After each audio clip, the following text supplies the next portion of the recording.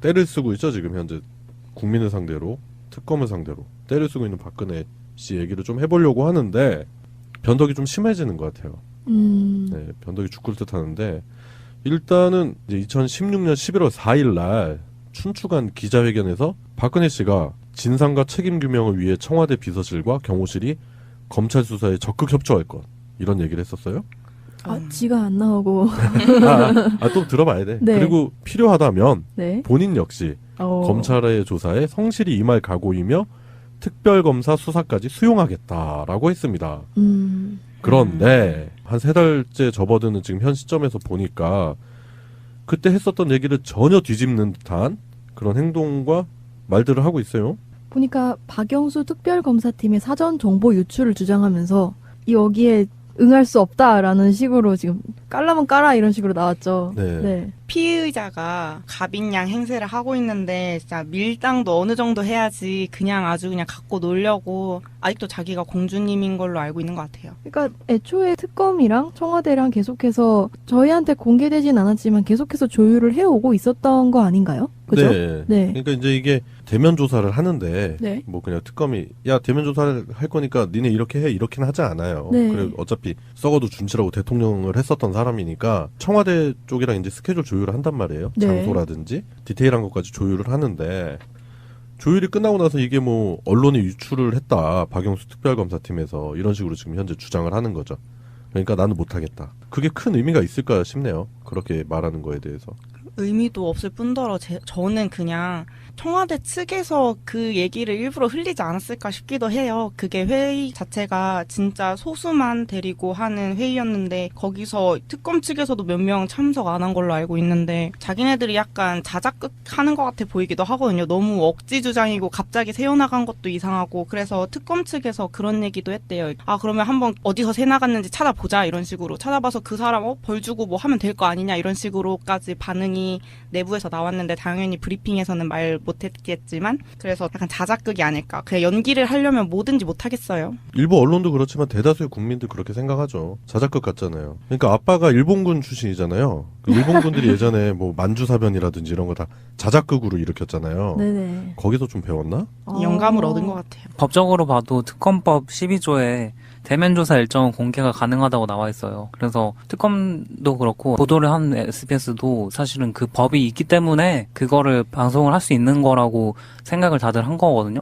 그렇기 때문에 애초에 비공개로 해달라는 요청 자체를 한 거부터가 법에 맞지를 않는 거기 때문에 청와대라는 데가 법을 당연히 알고 해야 되는 데잖아요. 그런데 그런 식으로 자꾸만 탈법을 하려고 하는 게 더 굉장히 안 좋은 스탠스인 거죠. 대포폰이 약간 생각나지 않으세요?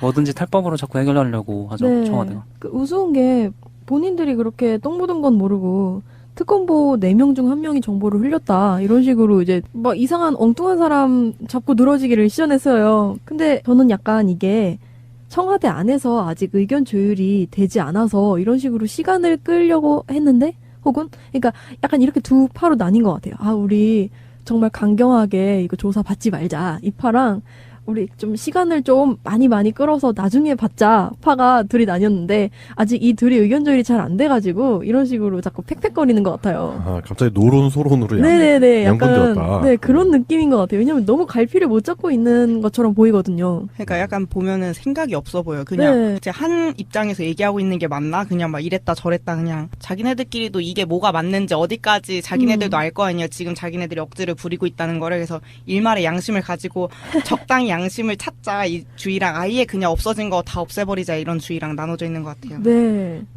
그렇게 또 생각할 수도 있고 그래서 뭐 특검에서는 그래? 그럼 누가 유출했는지 한번 따져보자. 그럼 CCTV를 가려보면은 최초에 이 사전 정보 유출한 진원지가 있을 거 아니냐. 특검도 강경하게 쫄지 않는다. 이런 모습을 보이는 것 같아요. 그 청와대는 그 어떤 조사가 일어난 것도 아닌데도 갑자기 처음부터 그냥 그 4명 특검부 중에 1명이 유출했다고 단정을 딱 지으면서 얘기를 하더라고요. 이거를 국민의당 김경진 의원이 들었으면 이랬을 것 같아. 어찌 알았을까?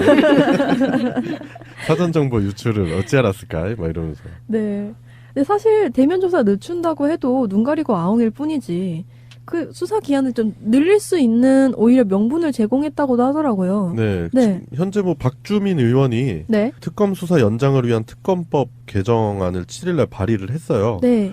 그래가지고 지금 이 부분에 대해서 좀 집중이 되고 있죠. 음. 그러니까 이게 수사 기간을 현행 70일에서 120일로 연장을 하고, 네.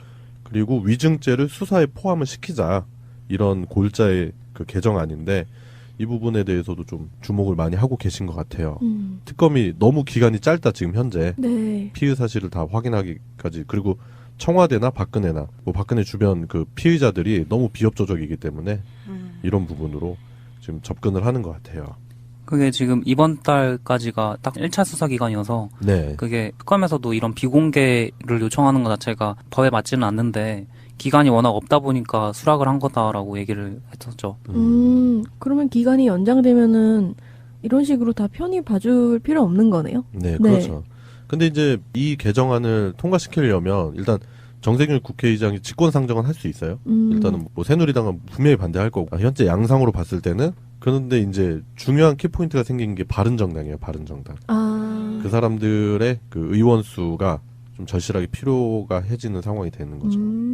바른정당의 협조가 없으면 좀 힘들 것이다. 뭐 이런 식으로 얘기를 했다고 하더라고요. 뭐 라디오에서. 그리고 그런 것도 비교를 해보면 하더라고요. 노무현 전 대통령 때만 해도 대통령 비리 사건이 딱 터지니까 언론에서 진짜로 그날 대통령이 뭘 먹었는지 몇 시에 무슨 얘기를 했는지까지 다 보도가 됐거든요. 아 진짜 매일매일. 대단했어요. 저도 진짜. 기억이 나는데 진짜 그거를 사람들이 뉴스를 다 맨날 집에 가서 뉴스만 보는 거예요. 대통령이 오늘 뭐 했나.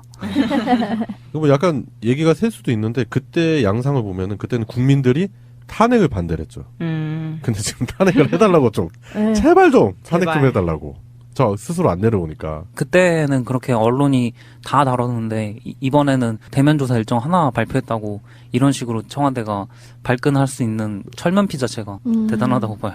그러니까 언론도 정권 교체되면은 반드시 그 개혁 대상 1호 확실하게 개혁을 하지 않으면 자꾸 이런 식 깔때기? 그 정도밖에 안 되는 거예요. 싸우거나 뭔가 혁명이 있거나 이래도 성당 이런 데 안에서는 뭐 보호막에 쌓여있는 느낌이었잖아요. 약간 그런 것처럼 청와대 내에서는 뭐든지 다 가능하다고 생각하는 것 같아요. 이게 상식적으로 말이 안 되는 것들을 청와대 내에서는 가능하다는 식으로 뭐 조사도 처음에 청와대 내에서 받자 그러질 않나. 청와대 내에서 직무 정지된 대통령이 뭐 회의 다 모집하고 그런 거 법이 아니라고 하든 말든 난 상관없어. 뭐 여기 우리 궁전이야 약간 이런 느낌으로 장애들 맘대로. 그리고 특검이 자기네들의 적인데 그래도 일단 청와대 안에만 들어와서 조사하면 괜찮아. 왜냐면 여기는 우리가 짱이니까 우리 맘대로 다 할 수 있으니까 이런 생각을 갖고 있는 것 같은데 그리고 특검을 신뢰할 수 없다고 말하는 것도 저 그것도 알 수가 없어요. 저희가 빵을 훔쳤는데 경찰이 저를 잡으러 오면은 저 경찰에게 신뢰가 없다고 피하고 이게 되는 것도 아니잖아요. 도대체 무슨 생각을 하고 있는지 모르겠어. 자기네들이 피의자 신분인 거를 까먹는 것 같아요. 광장에 100만 명이 모여가지고 바로 앞에 있는 청와대를 쳐들어갈 수 있는데도 안 쳐들어간 국민들을 못 믿겠다는 거랑 똑같은 얘기거든요. 그러네요. 그렇죠. 광장에 그때 근 200만 정도 모일 수도 있잖아요. 진짜 그 기세로 만약에 청와대를 에라 모르겠다고 갔다.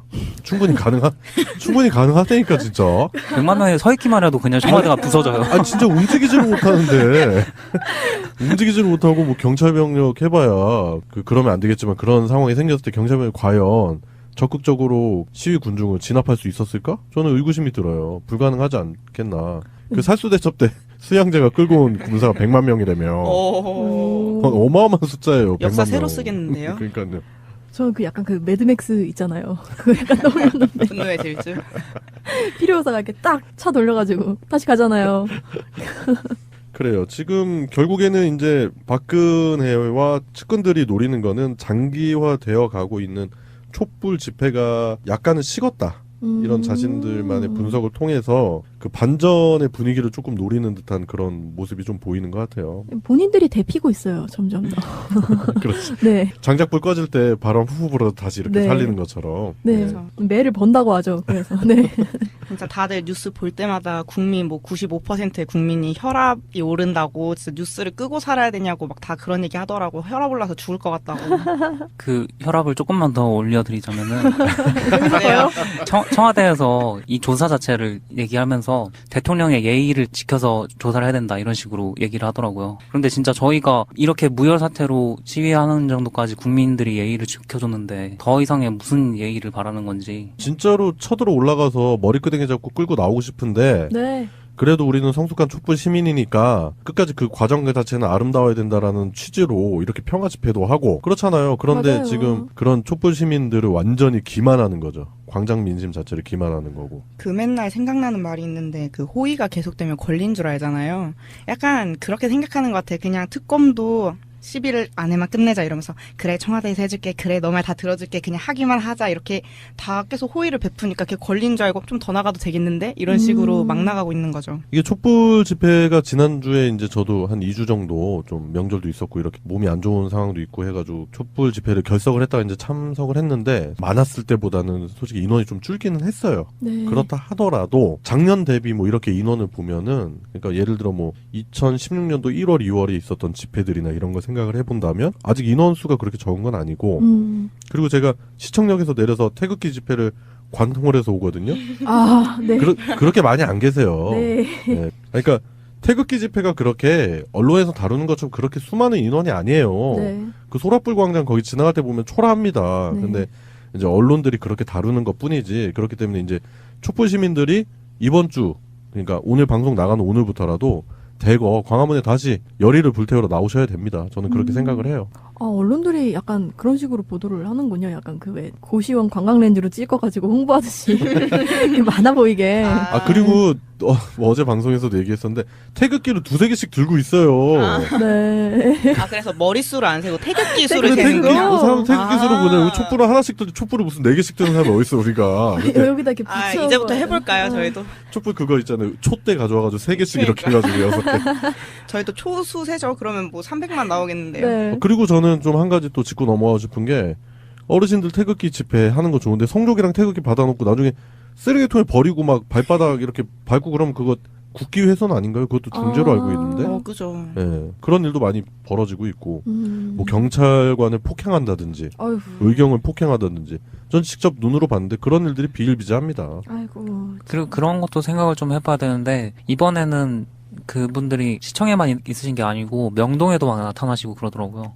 그러니까 이게 원래 촛불 집회 자체는 여기 서울 광화문에서만 하는 게 아니고 다른 지역에서도 다 하잖아요. 네. 그런데 태극기 드신 분들이 거기 시청에만 조금만 있으면은 이제 적어 보이니까 다른 지역에도 나타나가지고 다른 데서도 다 하고 있다 이런 이미지를 자꾸 노리는 것 같은데 그러니까 이렇게 늘려. 늘려. 막상 가보면 20-30명밖에 없더라고요. 많이 없어요 진짜. 뭐 날씨가 추워서 그런지 그 시청역 안에 짱 박혀 계셔가지고 막 나가지를 못하겠어요. 지금 일단 그래서 민주당에서도 다가오는 11일, 18일 그 촛불 집회에 의원 전원 참석을 독려하고 있는 상황이고요. 그리고 현재 야권의 대선 주자들도 적극적으로 참여를 할 전망입니다. 그래서 이제 헌재 탄핵 인용 촉구를 하는 촛불 집회의 새로운 양상이 아마 펼쳐질 것 같아요. 뭐 다음 주 초까지는 기대해 봐도 될까요? 그러면? 그 탄핵 인용 자체가 현재 계산상으로 네. 제일 뭐 베스트하게 계산상으로 나오는 거는 아마 3월 9일 정도가 되지 않을까. 이정미